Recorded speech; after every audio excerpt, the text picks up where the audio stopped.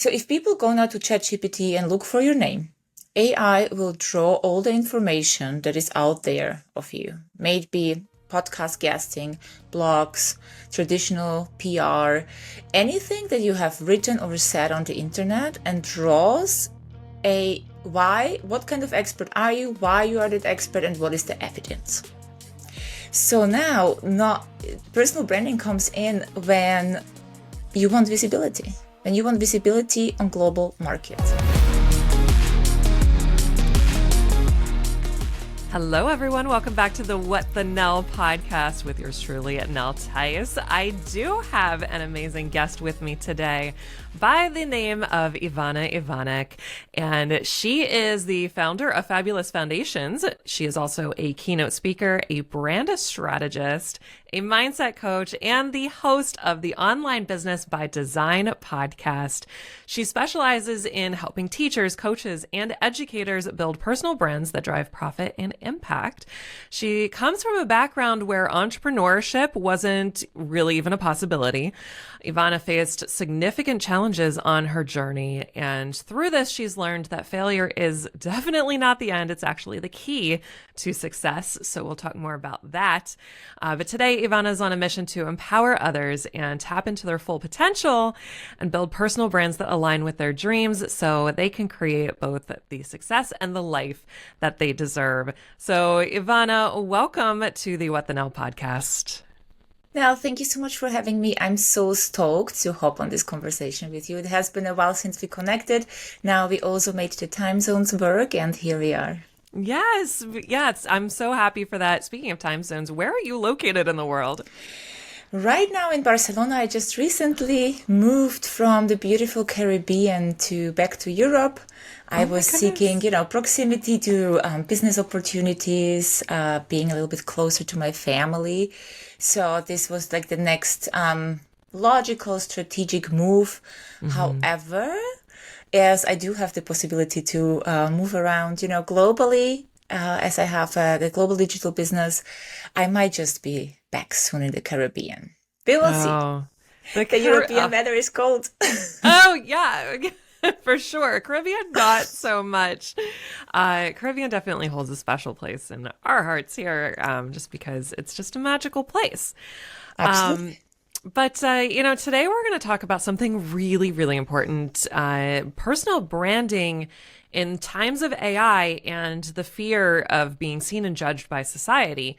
And, this episode coming out shortly before the end of the year in 2025, this is really important. A lot of people are making so many changes and, maybe building a brand or putting themselves out there, doing something that they love is looming on the horizon for them. So I'm really, really happy to talk about this today. My first question to you is, in this age of AI, where we are right now, why do you believe personal branding is more important than ever? There is two thoughts to it, especially when we speak digital businesses and the online world. So first of all, AI, as you mentioned now already, is a smarter expert than we are, widely correct, fast, and for free. There is a high tendency currently that people, before they hire an expert, they will ask AI, which I'm not saying is the right way to go about. I mean, it's great with the right prompts. You can be coached by, global legends. However, when it comes to mental health, I still think that this is not the right way to go about and ask AI for the final solution. So it is just true that it's also tempting, right? We go there, we want to have our answers quickly. And then comes the question, like, how to hire an expert if everybody speaks the same, if everybody says the same. We all have the same knowledge. Methodology might be different, but in the end, we are all teaching the same if it comes to the transformation industry. So personal branding is really something that it's not new, but it does allow us to stand out on saturated markets. So what this does is, or how I see personal branding, is not only to build a personal brand based on your expertise and to give to the world your expertise blurb, because as we said, we have a much more smarter expert who has all the knowledge available, but to build a personal brand that is value-based, that has a bigger mission and a message that matters to the world. And this way also personal branding becomes sustainable. Like if you build a personal brand today that allows you to pivot at any time, where you don't have to rebrand all the time or you have to start over, where you can open up that funnel and invite bigger audiences and bigger communities, I think long term, we are better off if we look in this direction. I love that so much. And yes, that sustainability piece is so key because it's evergreen and it allows you to move through, like you mentioned, and pivot. And I mean, that's what really, that longevity is everything, especially in personal branding. But I know that so many people are curious or concerned even about AI replacing parts of branding and marketing and all of the things. What are some pieces of personal branding that AI cannot replace? I don't think, first of all, that AI can replace humanity. It gets to show when I look at predictions for next year and I have conversations globally with experts, and I hear a lot that people are seeking proximity to people. People are looking for real life experiences. People are looking for people to make them think differently with their message and with their unique perspective. So this is something AI cannot literally, just wipe off. Right. The other thing is that we as human beings, we are very emotional, and emotional connection will always remain amongst human beings. And if we look now from the other side of AI and say, okay, AI is not the big boomer now, but how can I be supported by AI as a personal brand? There is also something big to it as CEOs, search engine optimization has been a big thing until now. Now, I've been just recently speaking to an expert, and it's really interesting how you can get visible through AI, where personal branding plays a huge role, personal branding and visibility. So if people go now to ChatGPT and look for your name, AI will draw all the information that is out there of you, maybe podcast guesting, blogs, traditional PR, anything that you have written or said on the internet, and draws what kind of expert are you, why you are that expert, and what is the evidence. So now, personal branding comes in when you want visibility. When you want visibility on global markets. And I think this is the very interesting aspect. And this is how the circle closes. Like on one hand, we need to be a personal brand or operate as a personal brand today in order not to be replaced by AI. However, it can also support us on the other way to be visible through it, because AI just draws information from every single corner found under your name. Interesting. So do you think, so occasionally, I'll just Google my name to see what's out there. Do you think everybody should plug their name into AI and see what comes up? Absolutely. The first thing that will come up, if you don't have a big name, like a big brand, and you are not a celebrity, let's say, right? Mm-hmm. AI will ask you, can you tell me a little bit more about this person so I don't draw information from a private person? This is what comes up first. And then usually it will go the first thing to your website or anything connected where your name is linked to. It is podcasts, definitely, because there is usually the name on, in the title, in the show notes. Sure. Blogs we have written for not just our own blog, but also with your guest writing. Mm-hmm. And anything that comes up with your name will appear there, and you will get a wonderful summary that says this person does this and this and that, and this is what you can get and what link to click. That's really cool. Okay, so everyone, don't stop listening to this podcast. When you're finished listening, go and type your name into ChatGPT and see what comes up. It's fun. I can't wait. Oh my goodness. So when we talk about fear of being judged. And I know, just personally, when I started really building our business, I was working with a business coach at the time, and basically January 1, we started our contract, and he said, the first thing I want you to do is post on social media 3 times a day. Now, this is what was working back in 2021, 22. And he said, do this 3 times a day. These should be the types of posts and things like that. And my first thought was, oh my gosh, my audience on my Facebook page is going to be like, she has lost all of her marbles. Yeah, what is she doing? What is she doing? And I don't even consider myself someone that has a fear of putting themselves out there. But in that moment, I felt very vulnerable. So how do you, and a lot of people, it's hard for them to work past that. So how can you get past that fear of judgment and basically, how do you get past thinking, oh my gosh, what are people going to think? Yeah. Before I deep dive into this question, because it's a big one and it's a very important one, because I can just say everyone is struggling with that. You are absolutely right, Nell. If you say posting 3 times a day is not a thing anymore, we don't have to do this anymore. But I still encourage everyone who wants to build a personal brand to pick at least one platform and build a digital business card. Because this is something even if you don't draw sales, maybe because I do believe in your own database and email marketing, and if you sell on stages or other platforms, but this is just something where people will look you up in the future. Social selling is still really on vogue. Even if we don't get those views, and even if we don't get the whatever we desire. However, people will look up your name on social media, and this needs to be legit.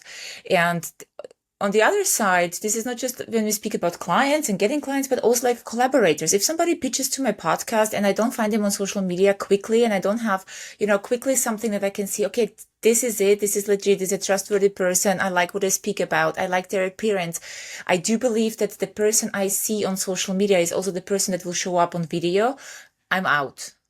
Yeah. Because this is a very quick way to be considered as a thought leader. And if you are not out there speaking your thoughts and what you have to say, I think it's still a big loss. However, I would not invest all my time in content creation, but I will double down on other visibility strategies, as we spoke now, like traditional media, podcasting, blogging, whatever it is, because this is not only for celebrities anymore. We have everyone starting or halfway through or already successful. It's there for all of us. Yeah, I couldn't agree more. Yeah, I think this is where the fear also comes in, and be like, oh my God, who am I to go on a podcast? Who am I to share? Who am I? Who's going to listen to me anyway? I remember myself when I started Online Business by Design. I was sitting in front of the microphone, crying, sobbing, because I thought I'm not good enough. I had that script in front of me that I worked on this 10-minute episode, I think 5 days to write the perfect script and to do all the things. Nobody was at home. I was locked in my home office back in Greece, and I was crying, so afraid to say anything. First of all, who is going to listen to this? What are people going to think of me? And then once I launched the podcast and people listened, I was crying again, because I was like, oh my God, people are listening. What are they going to think of me? It is a very natural behavior, I would say. We are so wired for validation, and we are so wired for belonging. And when it comes to thought leadership and personal branding, and if you want to be a leader on the market, not everyone will agree with your opinion. It's just a given. But it also doesn't mean that everyone has the balls to come on there and tell you that you suck. It's also not the truth, because there are people who made it their, living to be on social platforms and talk about people. But normally this is not the case.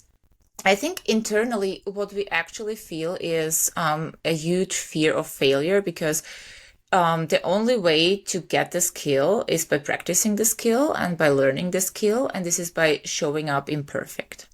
So now not everything will work. Something will look cringe. If I look back on my first post or my first episodes now, oh my God, I wish they would not exist. But if they wouldn't be existing, I wouldn't be here today with you.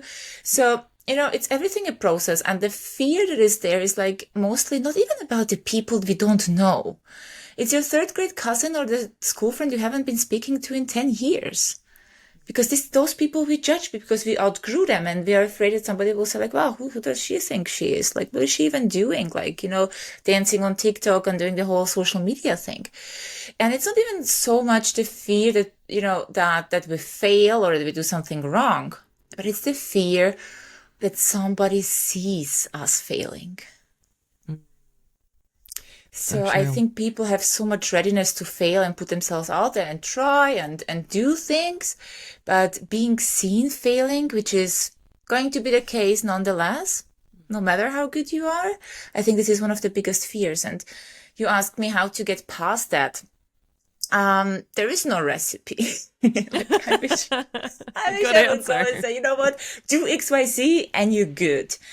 I think what is very important here to understand is that nobody has started perfect. We all learn. Some people have more capacity and more skills.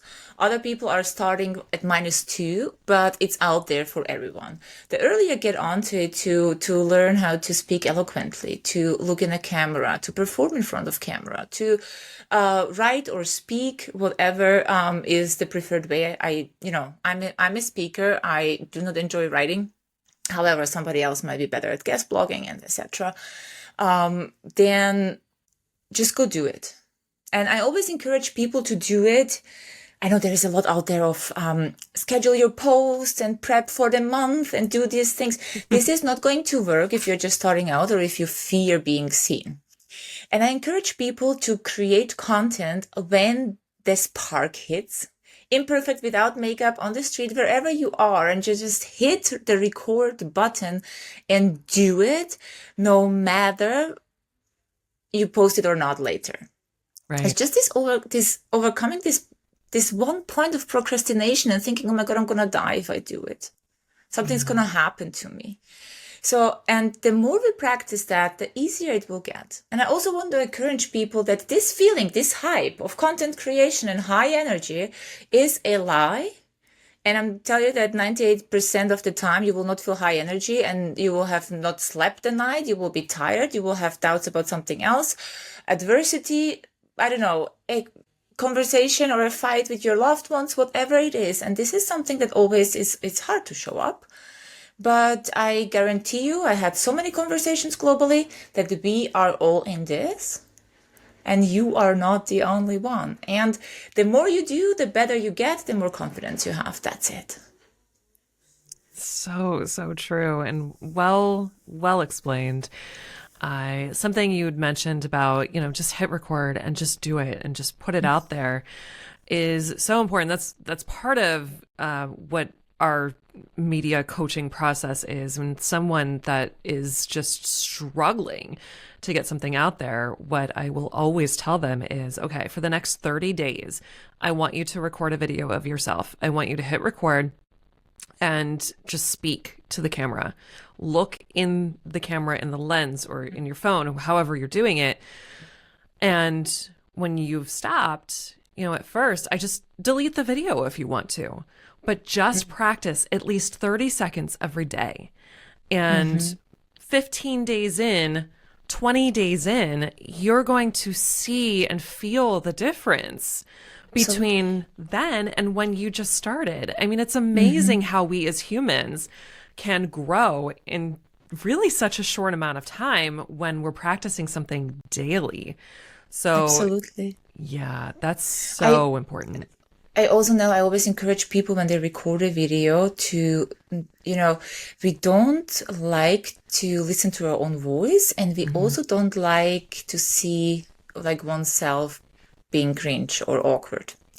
I always encourage people to sit down in a calm moment, to take the video and look back without judgment, just to, to see yourself and to see like, yeah, actually, and you will see it's not so bad as you think.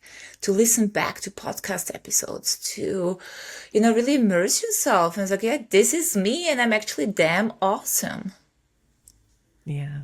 I'm doing it because nobody wants to see, like the awkward stuff, but also there is no judge. No one's sitting with you in the room. No one's gonna, point the finger at you. This is all yours. And what I also want to take away is that, unfortunately preach in the online space, like don't invest too much time into content creation, which I do agree with, because as the better you get, the faster you will get. But especially in the beginning, if you haven't done it, take your time to set yourself up, put on the light, get comfortable. Like learn how you want your videos to look like. Try things, be creative. And yes, if this takes an hour in the beginning, then this is content creation and a learning process. There's nothing wrong with that. No, and there's nothing wrong with learning as you're doing it too. I mean, that's what we're all doing. And yeah, it's interesting that you mentioned that. I mean, content creation is basically what we do in our business, but there's so many people out there that spend so much time creating more and more and more.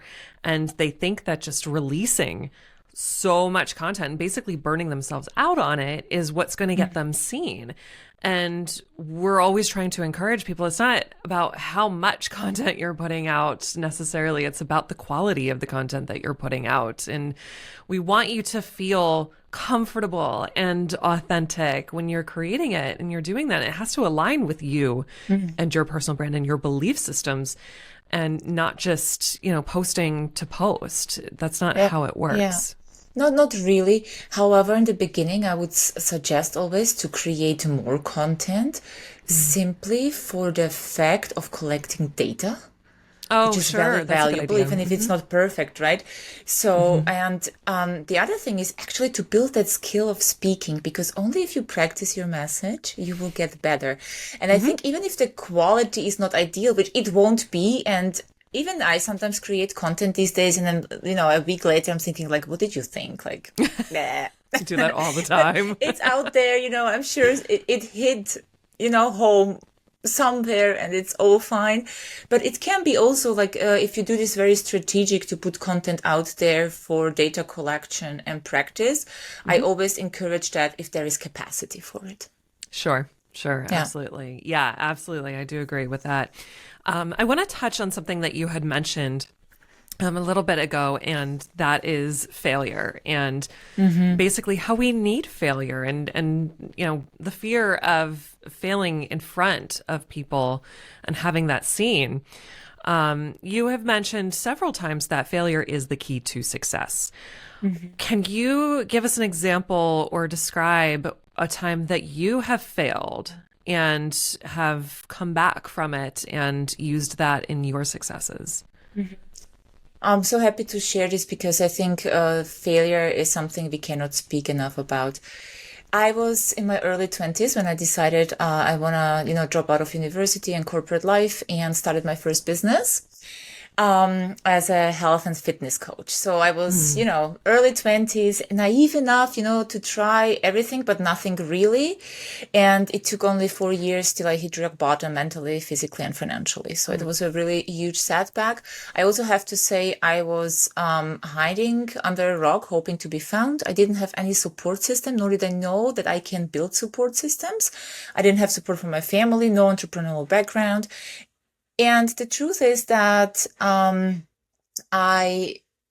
was trying to do it myself till I didn't really discover that there are other people doing it out there. And I was hiding because I didn't know that, am I doing it enough, good enough, whatsoever.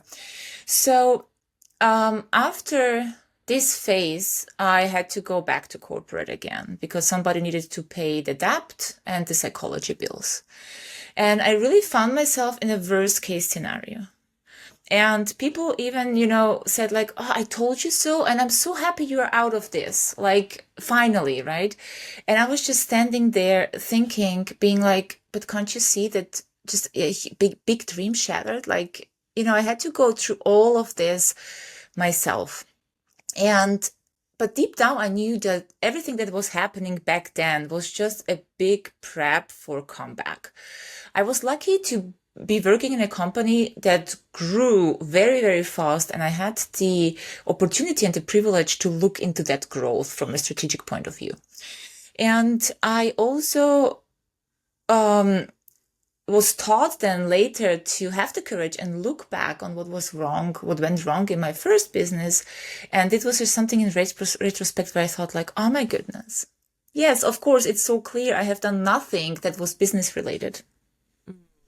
I thought that, you put yourself out there and the world will come because I'm such a cute trainer. So, Sure. I, uh, I saw that. And then I also decided to finally leave my home country to live by the ocean, which was a huge desire for a decade. And I stood at I was watching the horizon, ready to come back actually, because I knew who I want to serve, how I want to serve them. And before that, I just quit my job, moved countries. I have built a very small business, but I had a steady income, like a steady revenue after a month. And then I said, you know what? Now you know how it's going. And now we're going to teach other people to do the same.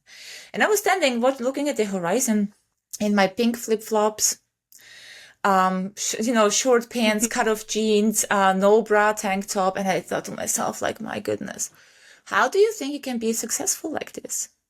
And it hit me being like, wow, who is this speaking through you? Because this is not how you think about yourself. And I had to go through this entire phase of, not being afraid to fail again. And if, then I will learn again, just as I learned from my previous failure. Because it hasn't only given me the opportunity to grow as a person, but it has also given me the opportunity to live a life that, I couldn't stop dreaming about. I wanted to live abroad. My plan was to, build a business where I can just wrap up, take my laptop and work from the comfort of my own home with no proper pants on. So and honestly, right now, if I'm failing constantly, I get rejected constantly. Like it's such a normal thing. If you pitch yourself, if you try new things, like not every launch will ever be the same. Sales, might go up, might go down. It's not everything is always in our control. And I always say, like, you know what, as long as it's not working, you're failing. Just sit with it. It's okay. And yesterday I had an amazing conversation on the Online Business by Design podcast, with a guest. And she said, you know what? And I want to bring this here, the words of Christy into this show. She said, like, most of the people are shying off or taking responsibility for their action. So failure is really just data. And if we don't look at it, we are missing out on the biggest piece ever that actually makes you succeed. And I was avoiding that for 4 years. And what happened to me was a total breakdown. So I encourage everyone, like, go and make better mistakes every single day. Oh, I love that so much. Make better mistakes every single day. Yeah. I mean, if that's not the title of a book, I don't know what is. Ooh, my brain is already going. Thank you. Thank you for the inspiration. Love it. Oh, yeah. No, that's really great. That's really great. Oh my goodness. So many pieces to unpack there. But thank you for sharing that story because that's really vulnerable. And I think that there are so many people that actually have stories like this and are afraid to share them, even though we're all just works in progress, right? But so if there is somebody out there that has a similar story or has shared the same feelings that you have, they think their story's not good enough or boring or something like that. I actually had a coach, not my own coach, but another coach tell me that my story wasn't strong enough or something. I forget the terminology that she used, but I thought, well, that's not encouraging. How would you encourage people that feel like they have no story or they're boring? How would you encourage them to share their story? Oh boy, I think what I can say from my perspective, like I didn't share my story for a long time, especially the part that I didn't have support, that I'm from an immigrant background, that I wasn't encouraged from my family, my upbringing didn't support the future I wanted to live. And I was always afraid, like I thought, first of all, it's boring because there are so many immigrants and so many people that, have that, and who cares about mine, right? It's like, why we are even doing this? And then I was afraid that, what if I say this publicly? I'm going to hurt someone. I'm going to hurt my family.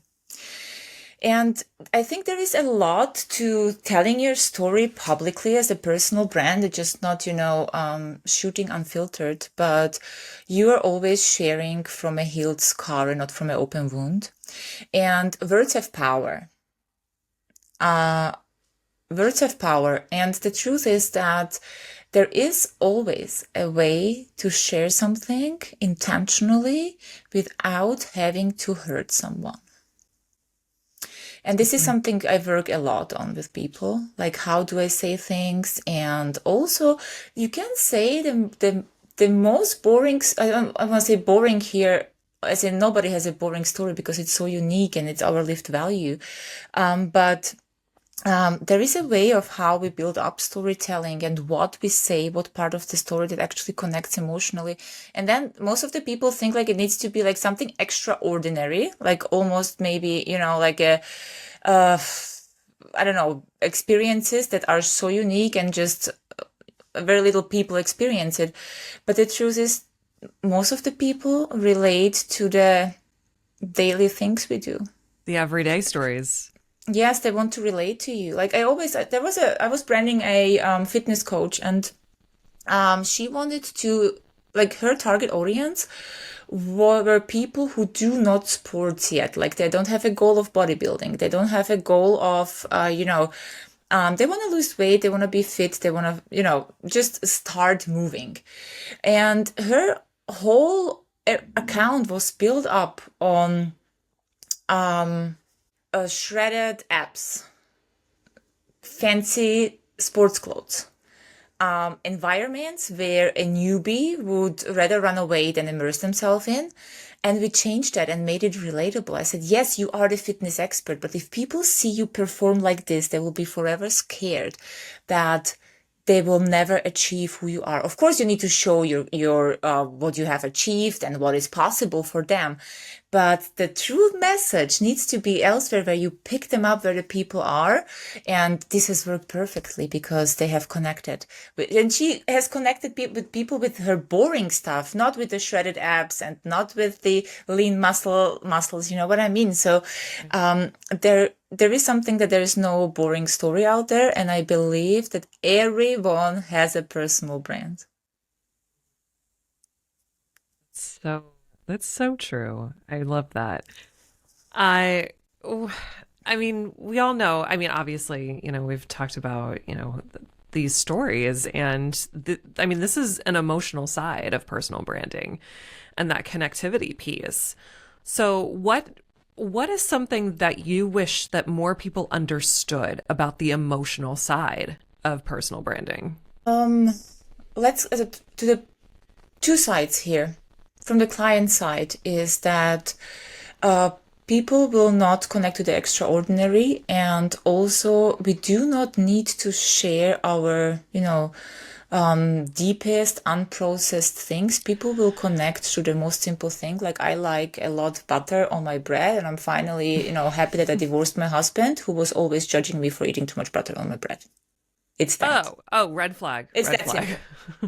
Yeah, it's that simple, and people relate to this. So there is always something in personal branding where we connect emotionally, which goes. There are two sides to it: the big message that matters to the world, why you are chosen to speak on podcasts, why you are chosen to collaborate with people, and then there is the personal side of personal branding that people want to see. That is something from your life. And I just want to switch off to the other side, where how much of my life do I actually share, and how is this, relevant, or do I need to share everything because it gets exhausting and it's not sustainable? And I always say share those pieces that you can sustain sharing.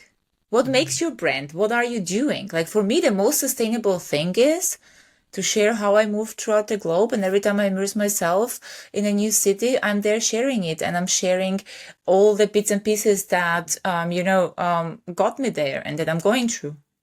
On the other hand, I'm sharing my food and my wine all the time because I'm a foodie person. It is something I can easily sustain and where people connect with me.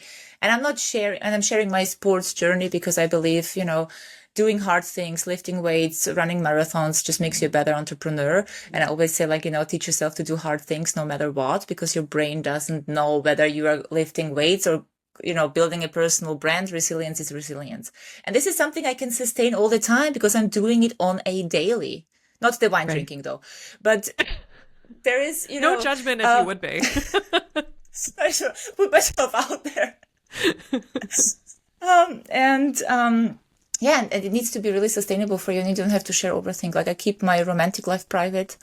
I just recently was asked on a Q&A on Instagram, like, what do you share and why never your romantic life? I said, yeah, well, the next man that you see on this account is my future husband and has signed an agreement that there is no discussion if I want to make 1,000 selfies to brag with him. Unless I have found that, there is no romance on my Instagram account because it's not something that is relatable to my brand. It has nothing to do with my story. So it doesn't have to be everything. Yeah, that's a really great point. I think there's so many people that, we get into that mindset of, oh, I need to be authentic. And to do that, I have to share everything that's going on. And yeah, you have to think about the relatability. Does that work for your brand? And some of the things that I've seen people share, it is like, yeah, I don't need to see that. I don't want to see that. And that I feel like could actually be one of the biggest turnoffs for following people or doing business with someone, is just that one thing that they've overshared. And I feel like kind of gross, watching or seeing it. It's confusing as well. Yeah, because people follow us for a reason, for something that is really trustworthy, sustainable, consistent. And I'm not saying don't share nothing off brand, because, there is something I really like about this when people, usually I record everything in my office and to make like also things, the looks somewhat, consistent. But sometimes I just go walk on the street because it hits me, or I do it somewhere else, which is like a little bit off, or I say something that is off brand because I just know I want to have some more traction and more views. So this is something we can do, but nothing unfiltered. And those details, like your breakfast, if your breakfast has nothing to do with your brand, I'm glad you're eating, I'm glad you're enjoying it, but we can really keep this to ourselves. And also it takes us a little bit away from those constant, being on the phone and having to overshare everything, because this is really a stress that many people feel. And I also tell them, like, it's not necessary. You don't have to do this. Really good point. As we start wrapping up the episode here, and this has been such a great conversation, and on the subject of personal brand, let's say there's someone who's listening who is, they're starting their entrepreneurship journey. They haven't really done much to put themselves out there yet, or really start building their personal brand. What is one step that someone can take today to start that personal brand building journey? Mm-hmm. Two things. Stop overthinking if you don't have a ready offer yet, because you're not going to launch into the metaverse. So you need your fan club and community. And then answer the question, what do you want to be known for? That's huge. Yeah. What do you want to be known for as a personal brand? And start building it, start connecting with people, start building the community and your fan club. And then strategically the rest follows with, lead magnet and the launch. And building off of that for sure. Yeah. That's really great. That's a great point. So, Ivana, this is, like I said, this has been an amazing conversation. I think that you're going to help so many people with your words today. Where can people find you? What can they look for? And all of the things. All the things, yeah. So ivanaivanek.com is my website. Online Business by Design podcast is my podcast where I speak about marketing, lots of personal branding and mindset. You will learn a lot about me there because I'm sharing very vulnerably, and there is like a lot about my every transition in life and how it relates to business. And I hang out on Instagram. I'm on LinkedIn as well, Ivana Ivanek, but that's really something businessy, but I do really enjoy being on Instagram, and my DMs are always open for conversations, questions. I always say everything that I can answer within a minute is for free, because I truly believe, also from my backstory, that if I would have asked questions earlier, I would have been further than ever. So never sit alone in the corner. I'm so here for the conversation. Oh, I love that. That's so lovely. Thank you. Thank you for sharing all of that. Ivana, thank you so much for being here. I'm so glad we could finally connect and that the timing just worked out perfectly. And so you can definitely find, if you're still listening and watching, you can find all of that information, how to connect with Ivana, in the show notes and the description below if you're here on YouTube. Speaking of YouTube, if you are watching, please subscribe to the channel, like this video, share it with a friend, because undoubtedly we all know somebody that could use this message. And if you are listening on your favorite audio platform, don't forget to subscribe to the podcast there as well and leave us a review. That's how we grow here at the What the Nell podcast. So thank you, Ivana. Thank you all for listening and watching and being here. And I hope you found this helpful. And as always, I will catch you on the next one.